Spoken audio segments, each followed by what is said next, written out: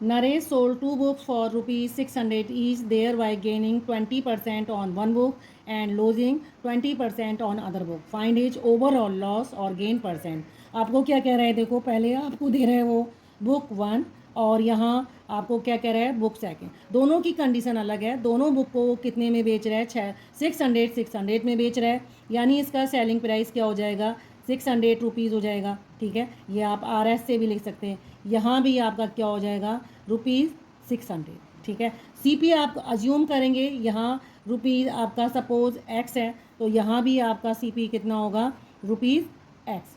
ठीक है, X rupees है दोनों में। अब यहाँ देखो आप, यहाँ 20% का, पहली वाली में गेन कितना हो रहा है, गेन हो रहा है 20%, यहाँ लॉस हो रहा है आपका 20% का लॉस हो रहा है। तो जब ये गेन हो रहा है तो आपका फार्मूला होता है selling price equal to 1 plus, ये गेन को आप प्रॉफिट भी बोलते हैं, profit percent upon 100 into CP बोलते हैं। ठीक है, और ये लॉस में क्या बोलते हैं, SP equal to 1 minus loss upon 100 into CP।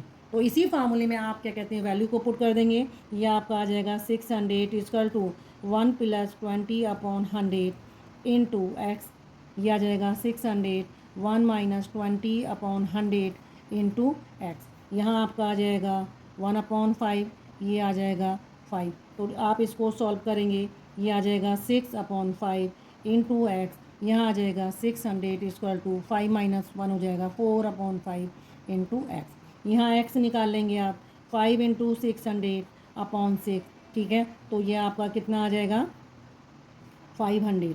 ठीक है, तो यहाँ CP कितना आ जाएगा, और यहाँ X निकालेंगे 5 इंटू 600 अपॉन 4। इसको आप सॉल्व करेंगे तो ये आपका आ जाएगा 750 रुपीज़। ओके, तो ये आपका यहाँ CP, तो टोटल CP आप कर देंगे, टोटल CP। ठीक है, तो टोटल CP कितना हो जाएगा, 500 प्लस 750 इक्वल टू 1250 रुपीज़ का हो गया। ठीक है, टोटल SP कितना हो जाएगा, 2 इंटू 600 इक्वल टू 1200 रुपीज़।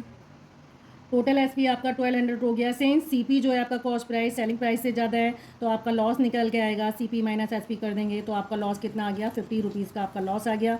और आप लॉस परसेंट निकाल देंगे, तो लॉस परसेंट क्या हो जाएगा, loss upon total CP into 100।